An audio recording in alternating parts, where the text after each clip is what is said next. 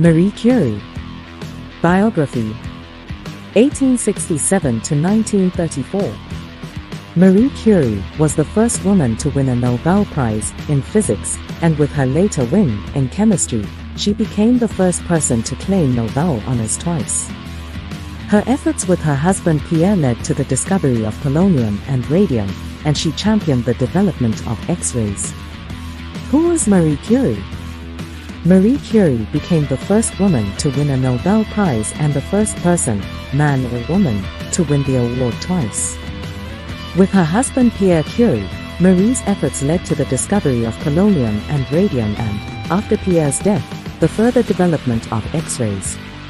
The famed scientist died in 1934 of aplastic anemia, likely caused by exposure to radiation. Early life and education.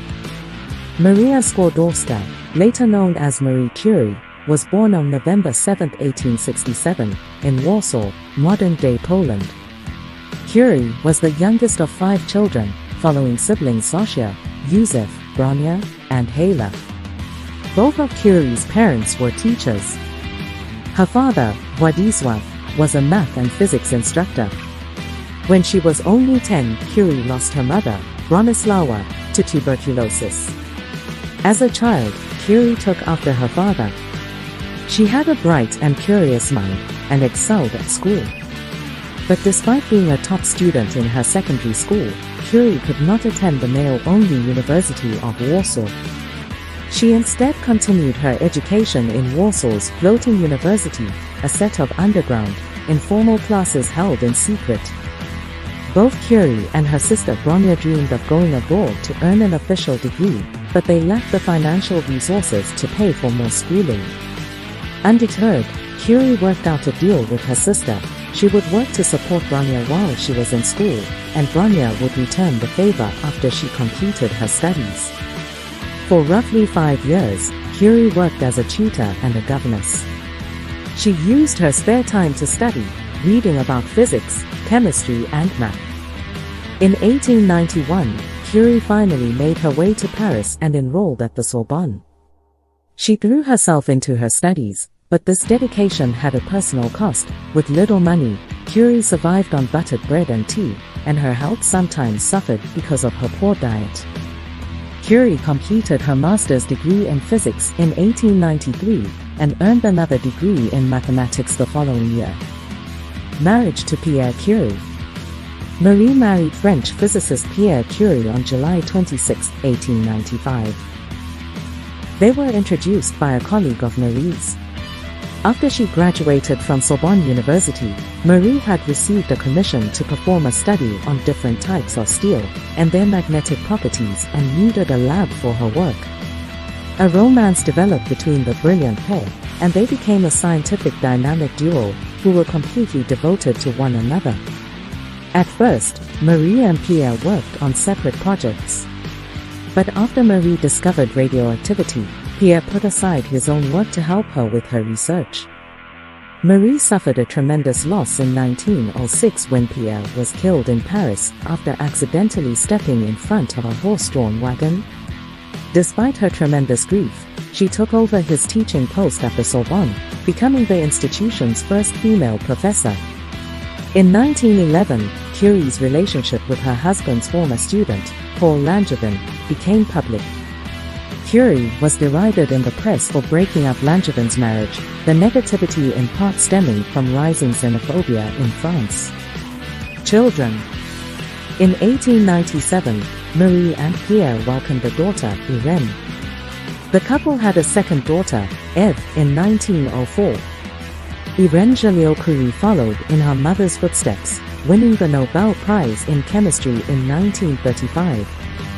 Curie shared the honor with her husband, Frédéric Joliot, for their work on the synthesis of new radioactive elements. In 1937, Eve Curie wrote the first of many biographies devoted to her famous mother, Madame Curie, which became a feature film a few years later. Discoveries. Curie discovered radioactivity, and together with her husband Pierre, the radioactive elements polonium and radium while working with the mineral pitchblende. She also championed the development of X-rays after Pierre's death. Radioactivity, polonium, and radium.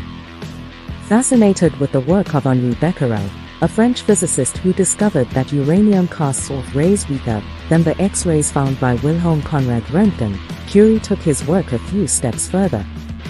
Curie conducted her own experiments on uranium rays and discovered that they remained constant, no matter the condition or form of the uranium.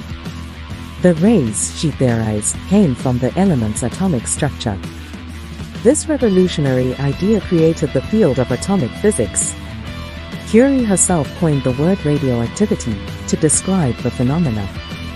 Following Curie's discovery of radioactivity, she continued her research with her husband Pierre. Working with the mineral pitchblende, the pair discovered a new radioactive element in 1898. They named the element polonium, after Curie's native country of Poland.